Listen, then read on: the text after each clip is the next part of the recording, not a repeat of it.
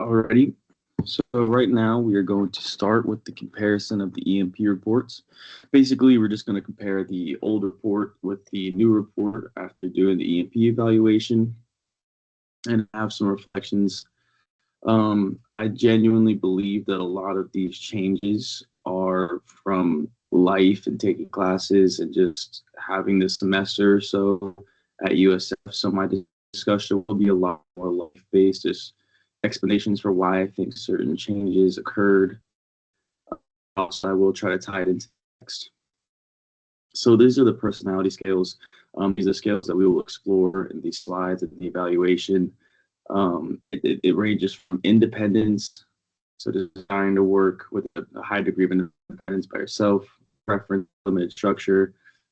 So of course, it's preference for tasks and situations with little formal structure, nonconformity, and then risk acceptance, action orientation, passion, and a need to achieve, which I need no explanation themselves.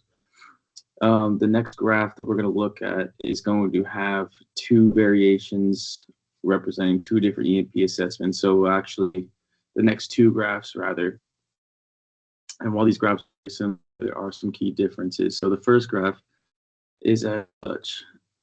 This is the graph for personality.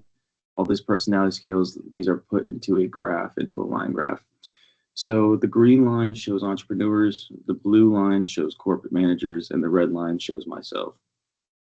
As you can see in this first MP graph, there is a big hump in the middle. It seems like at the end of the graph, I'm fitting somewhere between the standard for the corporate managers and the entrepreneurs. And then on the left side of the graph, I am way below entrepreneurs and corporate managers in terms of independence and limited structure. And then in the middle, in nonconformity, risk acceptance, and even action orientation, above or closer to the general with entrepreneurs and corporate managers. So my highest scores are nonconformity, acceptance, and the lowest scores are independence and limited structure. Now, the second evaluation, which we just took earlier. So the second EMP also has a big hump in the middle, but this time limited structure is up. Remember in the first graph, I'll show you right now, limited structure is way down below. And then in the second graph, that is brought way up. So we're still looking really low in independence, and we're still looking lower in action orientation. But other than that, all of these points have gone up. So that's one thing that I did notice right away when I was looking at these graphs. It seems like for the most these numbers are up. So let's dive into it and see what's going on with some actual figures and some numbers. So this is a simple graph. It's going to have the item that we were just looking at. So all of these personality scale items from independence to need to achieve are going to be on the left side. And then the self score for EMP1, which is my score for the first EMP assessment, and then going to be followed by the second score that I got for all of these and the EMP assessment 2. And then the last column is going to be the net change or the number difference between the first score and the second score. And so I'm going to break them down and go through why I feel like these changes occurred, and I'll relate them to the text. So independence is 1.60. It was like 1.60 in the first. It is also 1.60 in the second. I am somewhat surprised by this. The actual definition is a desire to work with a high degree of independence. As I was growing up in life, I feel like that really was me. I still do. I really do enjoy working by myself just because I feel like everyone knows there's variables and less components of a team. It can be less stressful. You also sometimes have less firepower and less brain power, but I typically don't mind it at all.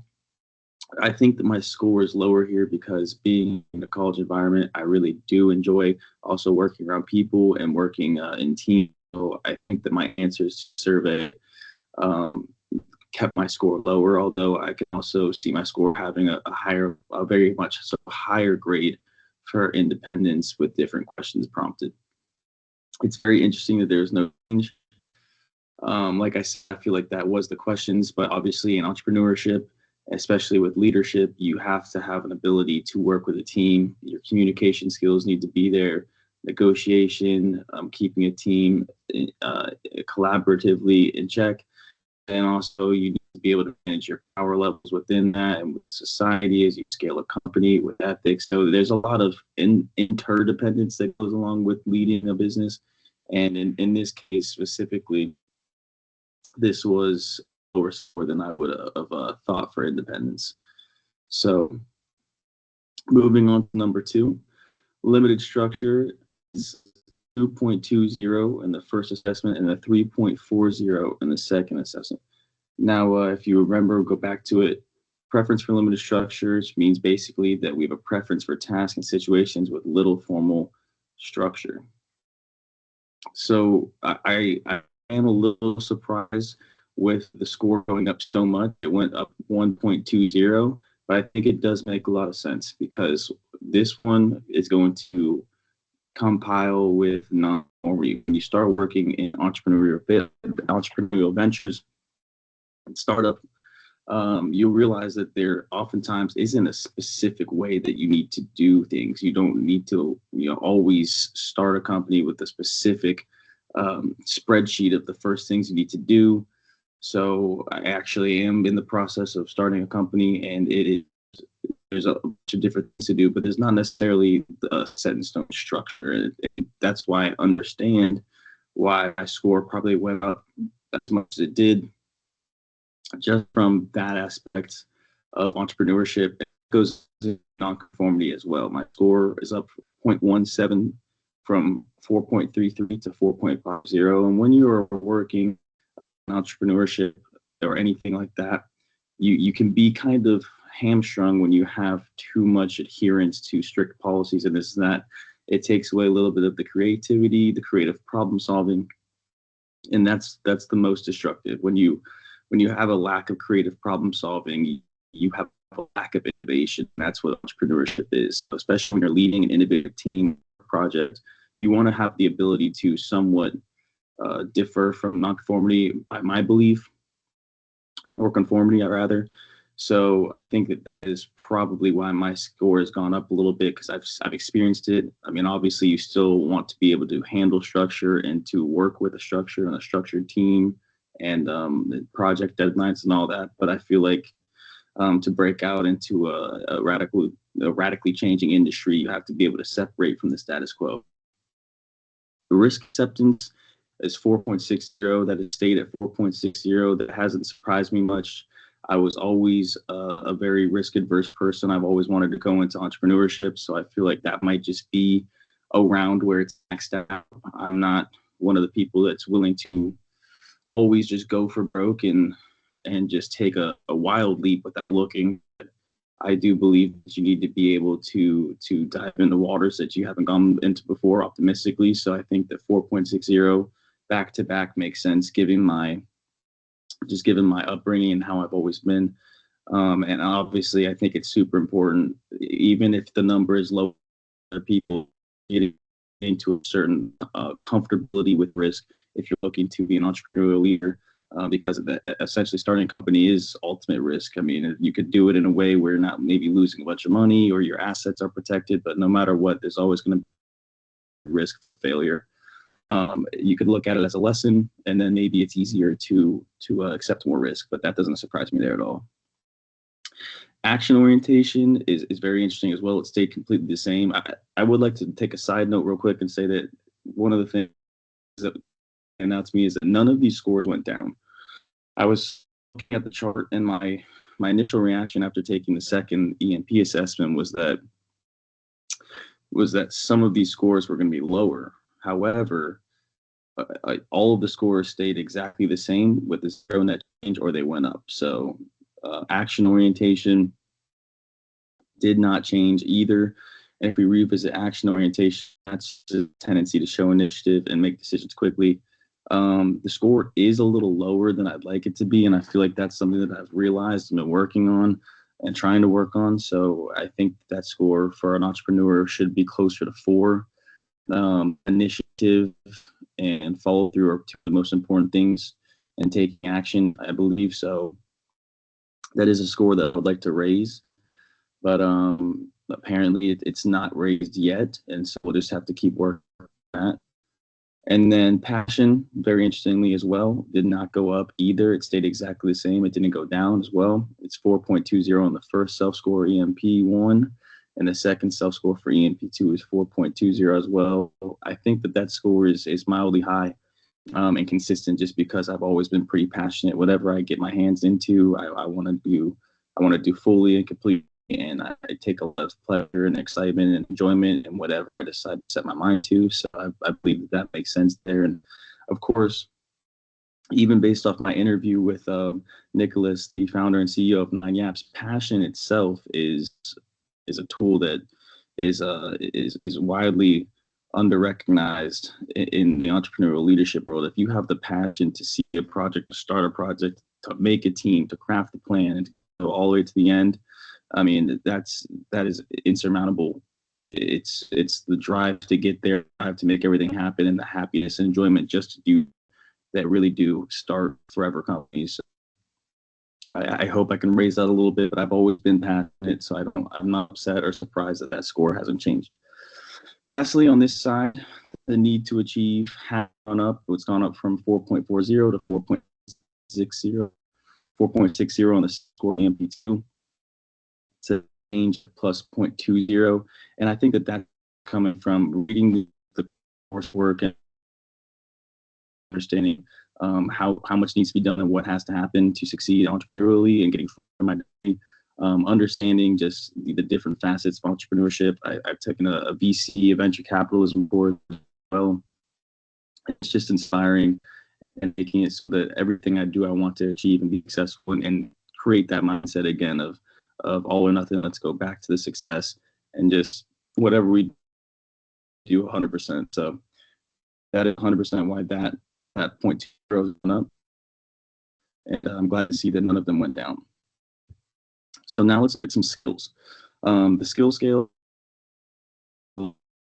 future focus, idea generation. Future focus is, of course, how much you plan for the future and think beyond the idea, and kind of creativity and generating different ideas, novelty, execution, actually turning those ideas into actual plans, self-confidence, the belief that you can do it all.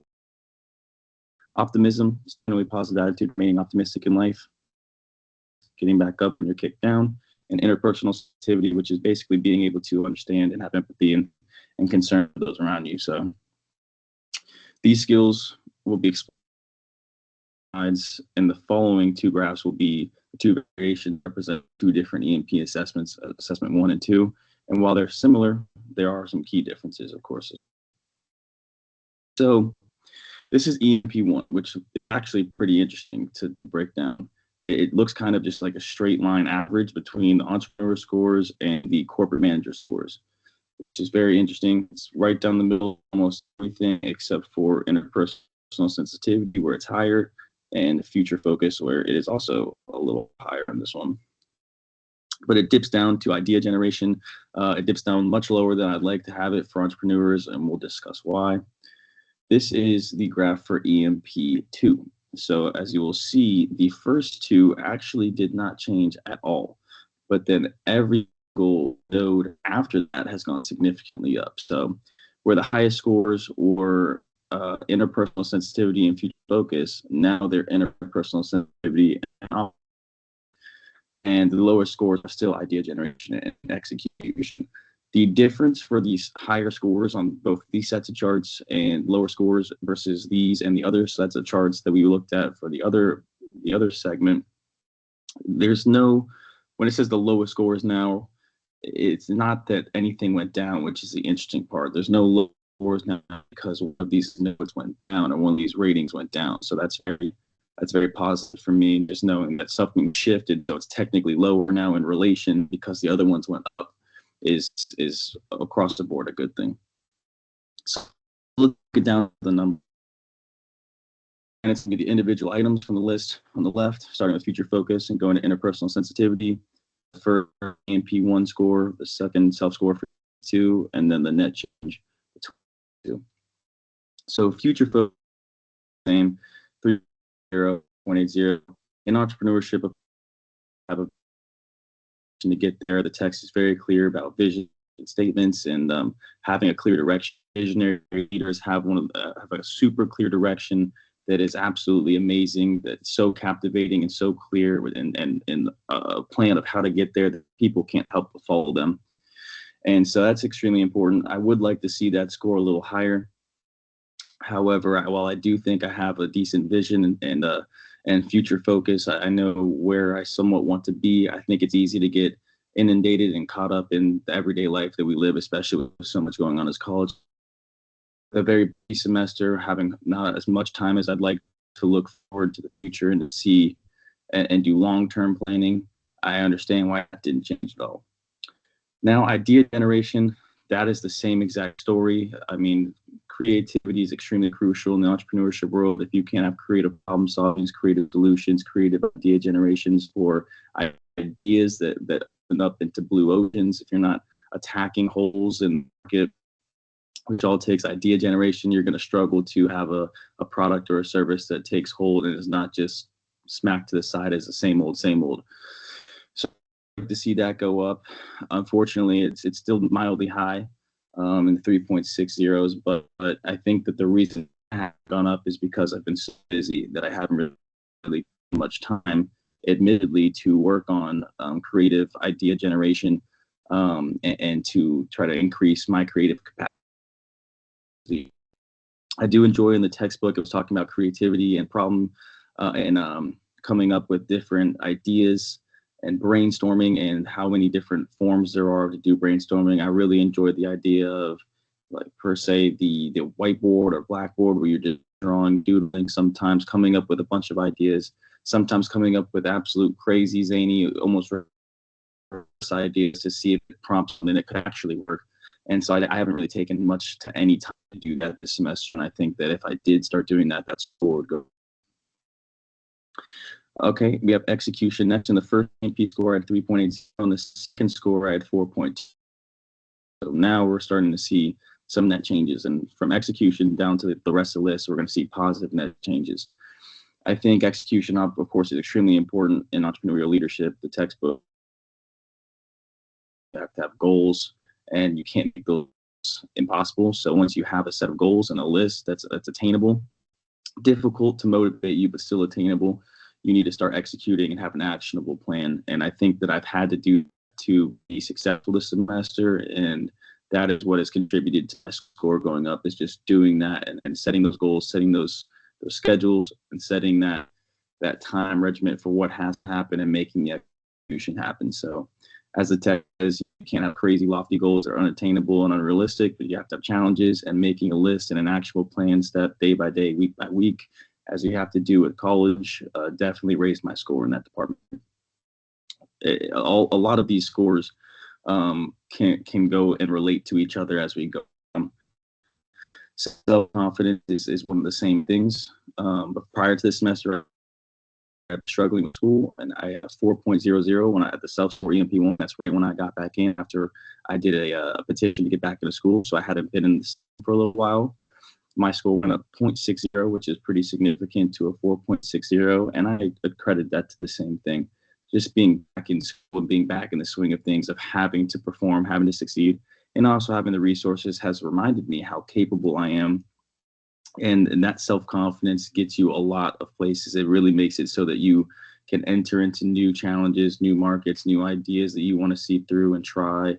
And it's almost like it's a self-manifestation. If you don't believe you can do it, then that will be, the story will write itself. So I believe that's why the 0.60 is there. And then, of course, self-confidence is a huge attribute and trait for entrepreneurial leaders, because you have to have confidence to believe that you're the person that should be leading a team before you can lead the team. You have to have faith and trust in yourself. You have to, yourself with emotional intelligence. So I have confidence that you can do that, and you can lead a team and lead a project to completion if necessary. Next on the list is optimism. Optimism went from a 4.20 on the self-score on the first EMP to 5.00 on the second EMP self-score for EMP2, which is a jump of 0.80, which is also very high. I think that coming back into school as well made it so that There was a lot of challenges, but I overcame a lot of them and was able to come into school and started to have opportunities for business, and for learning and growth that I hadn't had before. And it reminded me just how much the way you see things truly changes your reality, your perspective. If you have a perspective that you can do it, same with self-confidence, then that will be a self-fulfilling prophecy. A lot of times optimism, case in point, the interview that I just conducted with Nicholas from Nine Yaps had confidence and optimism. And when he didn't know what to do in the beginning, that is what got him to put one foot in front of the other until a year later, he's got 40 plus clients. So as the textbook says, those are very, very important traits, self-confidence and optimism.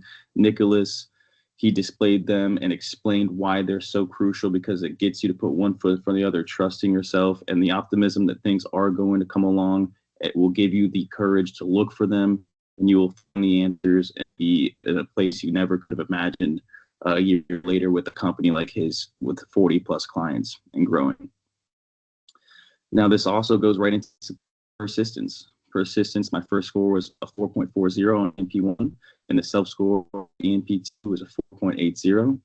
So that changed to 0.40.